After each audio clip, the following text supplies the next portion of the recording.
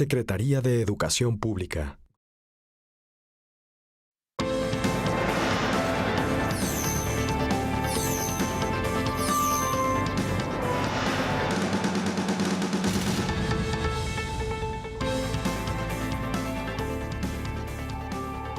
¿Qué tal? ¿Cómo le va? ¿Cómo le va? Qué bueno que está con nosotros. Gracias. Bienvenido a una emisión más de Mesa Cuadrada. Me da mucho gusto saludarle. Soy Enrique Lascano. Y les saludo, como siempre, en nombre de todos mis compañeros de este equipo de trabajo de Verónica Ortiz. ¿Cómo estás, Vero? Muy bien, encantada de verlos. Me da gusto saludarte. El maestro Pepe Ureña. Buenas noches. ¿Cómo estás? Bueno, y hoy un muy destacado invitado, un muy destacado internacionalista, el maestro Arturo Magaña, que ha sido... Mire, me iba yo a pasar buena parte del programa diciéndole su trayectoria. Es un hombre que ha trabajado en el terreno parlamentario y lo conoce muy bien, sobre todo en estas áreas que tienen que ver con las relaciones internacionales. Es un hombre premiado, es un hombre reconocido, muy destacado académico también y un muy destacado analista e internacionalista. Maestro, gracias por acompañarnos. Muchas gracias, Enrique, además por la presencia tan elogiosa. Gracias, Verónica. La verdad, gracias, Cortín, pero bueno. Estamos en estos prolegómenos de los 100 días. Los 100 días conmovieron al mundo. No sé, estos son los 100 días que nos conmovieron a nosotros. Cuando, mire, la verdad es que también al mundo, ¿no? Es decir, los 100 días de la presidencia del señor Donald Trump. De manera muy particular le diría pues que nos ha pegado a nosotros porque compartimos 3,000 kilómetros de frontera común y tenemos una gran cantidad de asuntos con los Estados Unidos. No solo el tema que ha estado ahora, pues hay muy bien, ¿no? El tema del Telecán, del Tratado de Libre Comercio, sino pues una gran cantidad de temas, ¿no? El tema de los migrantes, de seguridad, de cualquier cantidad, todo, digamos, ¿no? Todo lo que trae consigo, ¿no? Lo anexo y conexo entre dos naciones que comparten 3,000 kilómetros de frontera. Bueno, y el cruce más... y las relaciones ¿no? De Tijuana a San Isidro. Sí. Y pues, bueno, pues si no le pareciera esto poco, de repente tener un hombre que ha sido toda la vida un empresario pragmático y que ahora pues pretende gobernar en buena medida a través de su Twitter. Entonces, pues esto complica más las cosas, ¿no? Así es que, pues este es, digamos, el panorama. Y pues si quieren empezamos ahí con las reflexiones, Verónica. Sí, pues sí, efectivamente, ¿no? Hablar sobre los recientemente cumplidos 100 años, lo que a mí me parece es que más bien lo que es que apenas van, no 100 años, perdón, 100 días, apenas van, ¿no? Más bien 100 años. Parecieron 100 años exactamente, ¿no? Ya se viene así, exacto, 100 años de soledad. Oye, y como decir, y no hay cuerpo que los aguante, ¿verdad? Entonces... desafortunadamente apenas van 100 días visto desde el otro ámbito, pero efectivamente, y gracias por acompañarnos, Arturo, como para hacer un balance, que pues sí, efectivamente no puede ser muy desapasionado porque somos directamente partes involucradas, pero tratando de hacer, digamos, como una ¿no? valoración objetiva, me parece nada más como para arrancar dos cosas. Una, que mucho se ha dicho que es el presidente norteamericano que llega a este momento con un nivel de aprobación muy bajo. O más bajo, ¿no? Es decir, o que más pronto, digamos, consumió su nivel de aprobación. Y dos, que efectivamente es frente a las expectativas creadas en la campaña y sobre todo esta retórica, ¿no? Muy incendiaria. Ya hace aquí el recuento, Enrique, ¿no? De los temas que directamente nos aluden, de migración, del muro, del TLC, pero también hacia allá, en los temas de quitar el Obamacare, ¿no? Del tema fiscal, es decir, las grandes expectativas. En realidad lo que estamos viendo son pocos logros concretos y afortunadamente, me parece, sí una activación de los sistemas de contrapesos institucionales de la democracia americana que han moderado justamente o le han quitado posibles banderas, frente a lo cual ha tenido otras reacciones que ahorita veremos, pero no sé si compartes conmigo esta percepción de que efectivamente ya se dio cuenta también Trump que una cosa es prometer y otra cosa es gobernar, ¿no? O deliver, ¿no? Como dirían en Estados Unidos. Sí, estoy completamente de acuerdo. Afortunadamente es así, porque más bien la expectativa era que él pudiera incluso reducir la efectividad de esos contrapesos y los equilibrios institucionales. La verdad es que no ha sido el caso, salvo quizá en 2 casos específicos ha conseguido trabajar de cerca con el Congreso sin mayor problema, especialmente con la nominación y aprobación del ministro Neil Gorsuch. Pero por lo demás, pues la verdad es que hay muchos obstáculos. Es verdad que, digamos, hay un desbalance entre la producción de legislación y de acciones ejecutivas que aparecería cuantitativamente que es muy impresionante. Entre 30, digamos, piezas de legislación, 28 acciones ejecutivas en los primeros 100 días. Eso suena impresionante y efectivamente solo se compara con Harry Truman, etc. Luego ver, digamos, los méritos de los documentos y de las acciones. Y ver si se pudieron implementar o no. Entonces sí estamos en presencia de un impacto cualitativamente muchísimo menor.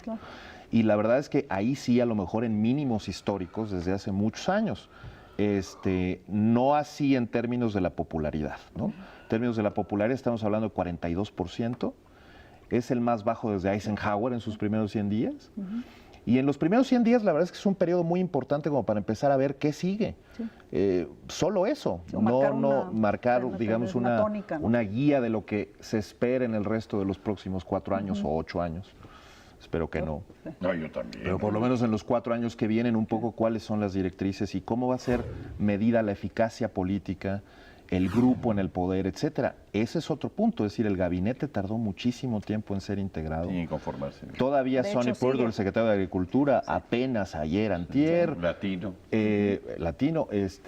Leitziger, el nuevo representante comercial, apenas antier. Por tanto, la verdad es que en 100 días, digamos, comparativamente hablando, Roosevelt aprobó la legislación del New Deal. ¿Es mucho? ¿Es poco 100 días? Bueno, depende. Es decir, también en buena medida depende de cuál es la popularidad del presidente, incluso al interior del sistema político. Pero la verdad es que, pues, 42% supongo que solo da para eso. No habíamos tenido un presidente con esa popularidad que además va en contra de la tendencia normal en cualquier régimen democrático, ¿no? Sí, inmediatamente después de la elección, pues hay, digamos, una sensación de parte de los electores y los grupos afines de que, bueno, empieza a trabajar y hay que darle espacio. Y de la oposición de darle cierto voto de confianza y decir, bueno, pues ya veremos, a ver qué pasa. No está ocurriendo por primera vez en muchos años y eso a lo mejor más bien, si pensamos que estos 100 días contienen los elementos claves del resto de la administración de Trump, pues va a ser una administración muy dramática. Pues en el sentido de que va a haber una frustración constante, primero, con acciones ejecutivas que no terminan de implementarse por acciones judiciales, por ejemplo. Una confrontación permanente con la prensa. Líos con el Congreso que le impiden, por ejemplo, sacar una legislación que parecía muy fácil de aprobar en los primeros 100 días, incluso con mayoría republicana, el Obamacare, más bien la legislación que iba a sustituir al Obamacare.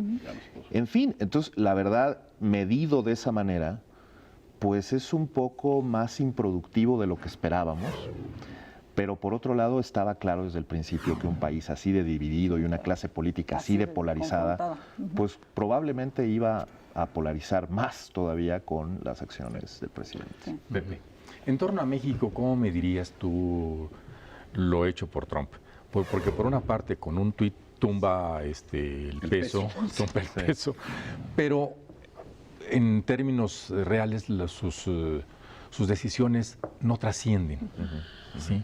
O sea, ¿cómo medirías tú la relación con México, lo que ha hecho y el pronóstico de lo que viene? De hecho, yo adicionaría, si nosotros hubiéramos hecho, digamos, una prospectiva cuando empezó Trump, el día que gana las elecciones, y cómo nos imaginamos que iba a estar el peso acuérdate de pues la verdad es que fue hasta revaluando el peso, pues, ¿no? Entonces, llegaba a 25 y todo esto, ¿no? No, yo creo, Pepe, que en realidad hay un déficit de seriedad en los pronunciamientos, tanto en Twitter como del vocero de la Casa Blanca, como de algunos otros actores políticos, lamentablemente incluso de secretarios de Estado, estoy hablando del secretario de Comercio, esencialmente en Estados Unidos, en relación con los temas mexicanos o con los temas norteamericanos, que empieza, yo creo, a generar la conciencia cada vez mayor de que un tuit no es política pública y que en una de esas un tuit está dirigido más bien a hacer política interna, no es política exterior. Por tanto, algo que parece una decisión del presidente que está transmitiendo por Twitter, pues parece un poco, bueno, es que esquizoide, pero a veces eso no es una decisión. A veces eso es un mensaje para ciertos públicos internos. A veces eso es un mensaje de cierta manipulación, tratando de generar una reacción que él espera para ponerse a negociar un tema, señaladamente lo que vimos hace algunos días con su supuesta amenaza de salida intempestiva del Telecán. Claro.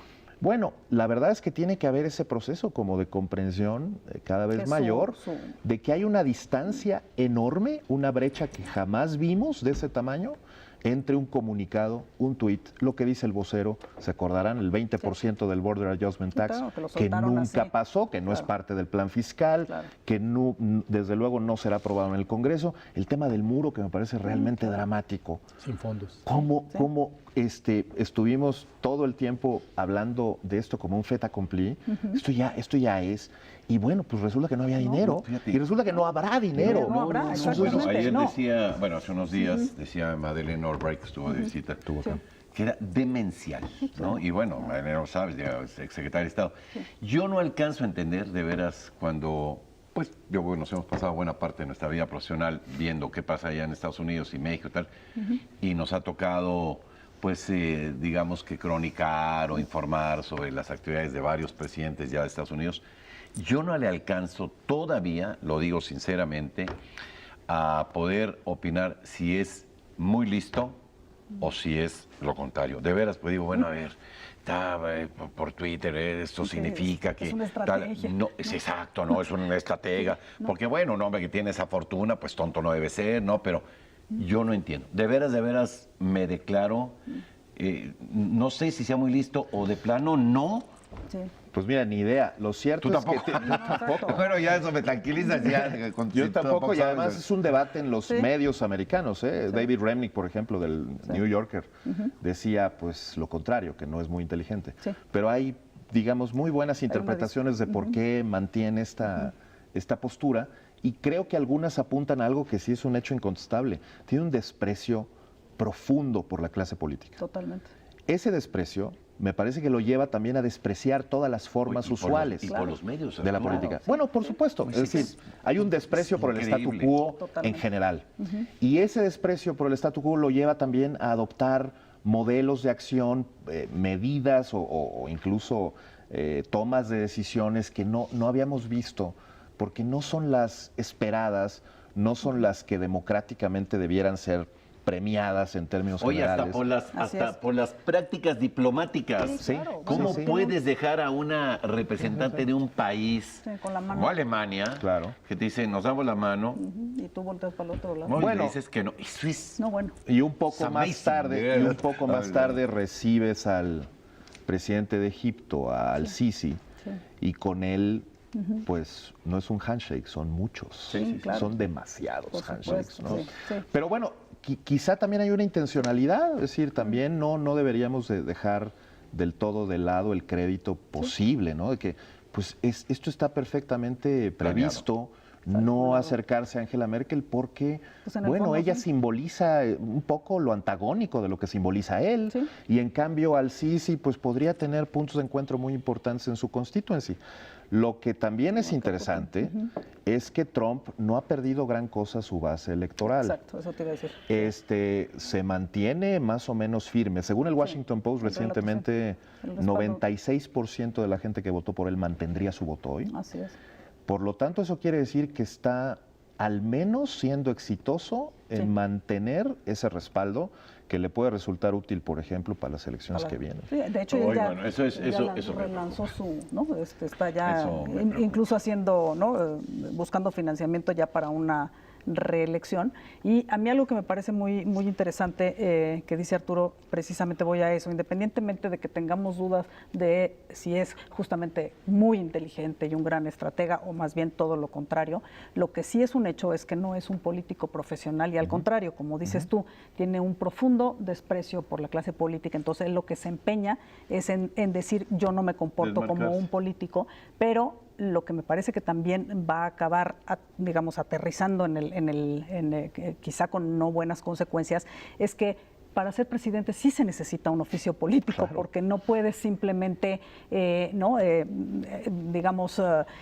pasarte por alto todas las convenciones que hay en protocolos internacionales y demás. Y no solo eso, sino que Estados Unidos es un sistema presidencialista, pero además con mucho respeto por esa institución. Entonces me parece que en este desprecio que tiene va a acabar desprestigiando a la propia investidura presidencial, y eso yo creo que va a tener o puede tener en algún momento graves, serias consecuencias en el sentido de cómo ven los americanos, los norteamericanos, ¿no? a la institución presidencial. Además, este desprecio por la clase política y este desprecio por las formas políticas merma su eficacia. Claro. Todo el tiempo. Es, digamos, un enemigo interno con el que tiene que lidiar todo el tiempo, justo porque, bueno, no entiende que el presidente está sometido a contrapesos, primero. Digamos, el primer espacio de aprendizaje es que el presidente no puede hacer realmente todo lo que quiere. Sí, no tiene y la primera sensación de frustración creo que son estas órdenes, el Muslim Ban 1, claro, el Muslim Ban 2, la insistencia de generar un Muslim Ban 3, ya el revés que tuvo para quitarle fondos a la ciudad de Santuario. Y en general el revés que podría también sobrevenirle con los temas mexicanos. Hablábamos del muro. Podríamos también hablar del Telecán. ¿Sí? Es como si él fuera la autoridad máxima en materia comercial al exterior en Estados Unidos. No lo es. No. Por la Constitución de los Estados Unidos es el Congreso. Sí. El Congreso le autoriza al presidente a negociar, le dice qué negociar y qué no. El Congreso definitivamente puede o no avalar la renegociación. Por tanto, me temo que no es el actor central de la relación bilateral, no, por lo menos en lo que corresponde a temas comerciales. Entonces, no puedes a través de una orden ejecutiva salirte de un... No. Pues mira, tanto así como salirte... No, sí puede dar el anuncio, digamos, pero tiene que pasar por, o tendría que hacerlo, pero además el punto central es que si tú amagas con salirte, la respuesta más contundente sería más bien exigir la decisión. Es como no tener una decisión. Sí. Tú te sales, denuncias el tratado. Sí. Hay un mecanismo, el artículo 2205 del Tratado de Libre Comercio, por el cual pues, se presenta al resto de los socios un documento en donde se dice que ya no estás interesado en participar. Hay 6 meses. Pero no estoy seguro de que eso es lo que realmente quiera hacer Donald Trump. No. Puede hacerlo, digo, finalmente está bien. Puede hacerlo, pero si no, ¿para qué hizo lo que hizo? Ahora, ese es el tema. Yo, cuando él habla de... Me llamaron mis amigos, ¿no? Siempre habla de muy buenos términos, ¿no? Amigos que yo quiero mucho y estimo y tal. Yo le han de haber hablado, señor presidente, seamos serios, ¿no? Pues claro. Porque estamos hablando de la economía de 1,000 millones de seres humanos. Entonces, estas puntadas de usted, estoy suponiendo, estas puntadas usted de no me salgo, tal, le cuestan a Canadá, a ustedes mismos y a nosotros una gran cantidad de dinero. Totalmente. Entonces, seamos serios, ¿no, Pepe? Claro que sí. Oye, y yo sigo con lo que mencionabas, que no es el actor central. Sí. A pesar de sus órdenes y todo lo que ha hecho, la economía estadounidense avanza. Sí. Se genera empleos, crece. Sí. Está jalando un poco también a la economía mexicana, que eso es un buen signo. Sí. Entonces, no hace falta que aprenda a hacer política ni a gobernar. Tiene mucha gente ¿Para qué? Que trabaja con él. No sé, Pepe, porque hay una inercia. Digamos, trabaja el comercio, como mencionabas, como inercia. Sí. Y todavía hay una inercia positiva de una economía funcional y en recuperación que dejó la administración pasada. Sí, que venían con ese impulso. No estamos viendo todavía los efectos de las decisiones económicas de Donald Trump. Hay que esperar, por ejemplo, a que sea aprobado, si es que es aprobado, otra vez este dilema, su plan fiscal, por ejemplo, y ver cómo operan, digamos, las implicaciones de algunas decisiones ya tomadas sobre temas regulatorios. Que yo te diría, por ejemplo, los temas regulatorios es como un éxito muy modesto de Trump, poco visto, pero realmente celebrado por algunos círculos empresariales, desde luego. Pero la verdad es que no estamos viendo todavía la administración Trump y sus efectos en la economía. Podría haber sido más drástico, en eso sí estoy de acuerdo, podría haberle dado al traste de inmediato, pero creo que se ha venido, digamos, equilibrando todo lo controversial, todo lo melodramático, todo lo complejo, con cuestiones que le empiezan a dar éxitos temporales y que le sirven para mantener a flote la administración. Claramente los temas de política exterior, celebrada por atroz que nos parezca desde esta parte del mundo, lo que pasó en Afganistán o el bombardeo a Siria o lo que sea, pero muy celebrado en cierta clase política y empresarial en Estados Unidos, que bueno, pues le gusta ver a un presidente tomando decisiones en política exterior, algo que la verdad sí se le complicaba al presidente Obama y que no necesariamente, digamos, terminaba siendo lo eficaz que él mismo quería, ¿no? Creo que tiene que ver con una concepción personal de la vida. Sí, ¿no? Digo, del valor de la vida. Y de la responsabilidad de ser el presidente, porque Obama sabía, como sabe Trump, que ahí sí no hay muchos controles. En política exterior y de defensa no hay muchos controles, no hay muchos contrapesos institucionales. No, ahí decides lanzar un ataque. Tú lo decides, tú eres el jefe de Estado y por lo tanto tú lo puedes hacer. Es el comandante también de las Entonces había, digamos, ahí un efecto moderador de la propia decisión de Obama, que creo que sí le restó en su momento puntos. Y eso, como bien dices, finalmente el pueblo norteamericano es un pueblo muy belicista, entonces cuando hay un tema de mostrar fortaleza, ¿no? Y sobre todo militar, ¿no? Y superioridad, en general cierran filas en torno, y por eso exactamente estos ataques que justamente lo que hicieron fue una demostración de ese, sin un plan posterior, ¿no? Es decir, pues nada más era el efecto mediático, porque la atrocidad del tema de las imágenes de las armas químicas en Siria, pues la verdad es que no se detuvo ni nada, simplemente los atacaron, parece ser que ni siquiera se hizo mayor daño a la flota aérea, ¿no? Que estaban en otro lugar. Entonces, bueno, digo, fue una demostración de fuerza, pero sin ninguna otra consecuencia como para frenar el tema de fondo. Razón. Pero sí va en este sentido, y lo que tú dices es importante, porque a Obama mucho se le criticó eso, que también tiene que ver, como decía Joseph Nye, sobre esta ambigüedad, de cómo ven los americanos su papel en el mundo, o sea, como proveedor de bienes globales. Obama tenía mucho más esta escuela de decir, y lo decía él, a Estados Unidos no le deben de temer, ¿no? Sino de respetar. Y Trump es al revés, ¿no? Trump es más bien de que pues a mí no me importa si nos respetan o no, a nosotros nos van a tener miedo y los vamos a someter. Entonces es esta visión totalmente contrastante. Bueno, y ahí ¿no? se explica el incremento enorme en el presupuesto de defensa. Por supuesto, porque ¿no? La visión de Obama era justamente de un Estados Unidos mucho más contenido, ¿no? Mucho menos soberbio, ¿no? En ese sentido. Y la visión de Obama creo que era mucho más de las doctrinas y las coherencias internas de las decisiones de política exterior. Lo que hizo Trump en Siria fue desdecirse de lo que había venido ofreciendo en relación con Siria desde la campaña, desde los debates presidenciales. ¿Y cómo de un día para otro? Se ofrecía que la prioridad era el Estado Islámico. El Estado Islámico no fue quien perpetró el asalto, fue el gobierno sirio. Gobierno sirio al que le ofreció durante el debate, durante las campañas, durante buena parte del principio de su administración, su apoyo, respaldo, su amistad, etcétera. Justo porque la prioridad era otra, el Estado Islámico. No es un personaje al que le importen demasiado esos compromisos verbales. Totalmente. O puede decir una cosa un día y al día siguiente mientras hacer tanto resulta eficaz. A lo mejor mide que la eficacia de la campaña con sus votantes. Con sus votantes era ofrecer destruir al Estado Islámico. Pero la eficacia de su gobierno, del respaldo político a su gobierno, público a su gobierno, era más bien después de la masacre y el CNN effect de las imágenes de todos estos niños, en fin.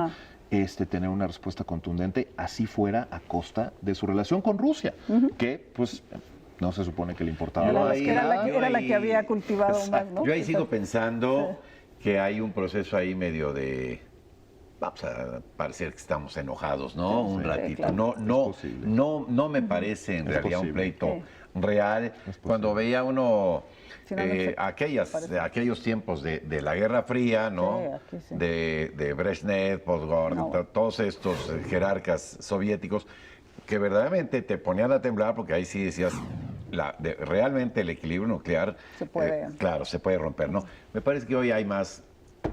Y esto que decías tú, Vero, de estos ataques, pues los hemos visto a lo largo de todas las administraciones, ¿no? Lo hizo Reagan, lo hizo Clinton también, lo hizo Bush padre, Bush hijo, de repente atacar Libia, mandar un tal, lo hizo Clinton en la ex Yugoslavia, es decir, Sí, y sin embargo, con una seriedad que no tiene el decision making process, digamos, el proceso de toma de decisiones de Trump. ¿Por qué? Porque lo que sabemos es que la decisión se tomó poco antes de que disfrutara el presidente con el presidente chino de una magnífica pieza de pastel de chocolate. Así es como lo contextualiza el presidente. No, con el más maravilloso pastel de chocolate. Con el más maravilloso pastel de chocolate le expliqué que, que habíamos tomado esa decisión. En fin, no es... El déficit de seriedad es muy profundo. Es increíble. Y no creo que eso sí pueda ser atribuible, digamos, a una actuación o a una interpretación, digamos, mucho más calculadora, sofisticada, maquiavélica. No, parece que ese es el retrato. Parece que ese es el bastante espontáneo. Ese es el retrato, ¿no? Creo que es bastante espontánea. Eso es también lo preocupante, es decir, que de bote pronto. ¿Qué podemos esperar para lo que sigue? Pues un poco más sorpresas, un poco más distancia entre lo que se dice y lo que se hace, y un poco más caos en el procesamiento e implementación de decisiones que no se pueden implementar, porque algunas son inviables desde el punto de vista financiero, desde el punto de vista político, desde el punto de vista institucional. Jurídico. Hoy día el gobierno no es perfectamente funcional, todavía no tiene subsecretarios, que son, digamos, la parte operativa del gobierno. Es como la ley secundaria en las normas, ¿no? Sí, pero sin ellos realmente no hay operación política, ¿no? Entonces, la verdad, va a ser un proceso largo, sí. Oye, bueno, sí, tú hablas de déficit de seriedad, que es una de las partes. Y yo aterrizo un poco en México. Hablas también de la parte inercial de Obama, o sea, la economía sigue avanzando, siguen las condiciones. En el caso de México parece ser que se intentó establecer un mecanismo diplomático que no destruyera la relación de golpe con México. Inclusive Roberta Jacobson, la embajadora, renunció antes de tiempo, antes de que él llegara al poder, renunció y sin embargo no hay designación. Esto permite que las cosas avancen. ¿Esto le favorece a México? La indefinición no podría favorecernos nunca en general. Creo que es más fácil, es mejor lidiar con certezas que lidiar con incertidumbre permanente. Y hemos venido lidiando con la incertidumbre permanente.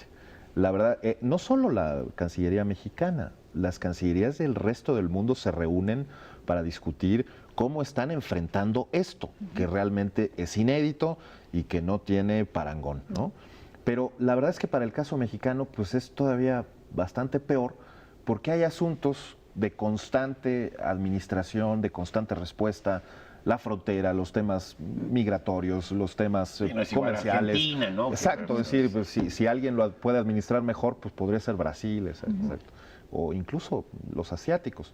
Entonces, para nosotros la presión constante pues es realmente tratar de encauzar los diálogos, primero multiplicando el número de actores involucrados. Claro. Insisto, no puede ser Trump el interlocutor para todos los temas que importan a México. No puede serlo y no lo es. Es decir, hay que buscar espacios, insisto, dentro del gobierno, pero también dentro del Congreso, los actores locales, generar esa estrategia de acercamiento con gobiernos estatales. Sobre todo la frontera sur de Estados Unidos. La frontera, etcétera. Entonces, a mí me parece que sí se ha hecho ese esfuerzo en ese sentido. Sí, o sea, me parece que lo que se ha estado justamente trabajando es a nivel justamente de secretarios de Estado.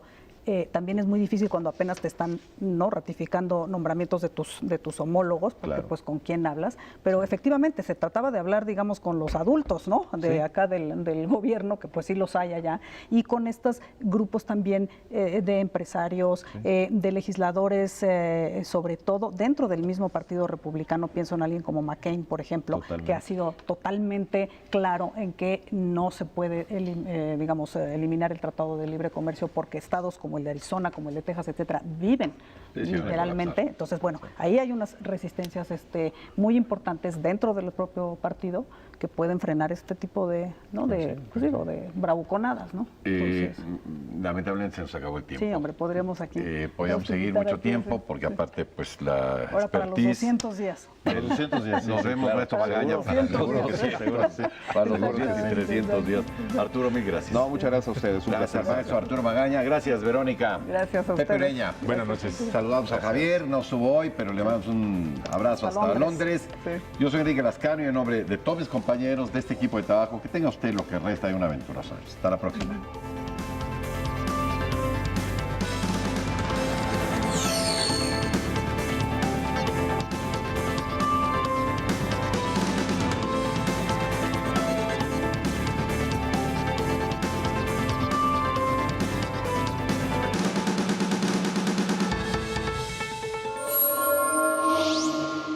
Secretaría de Educación Pública.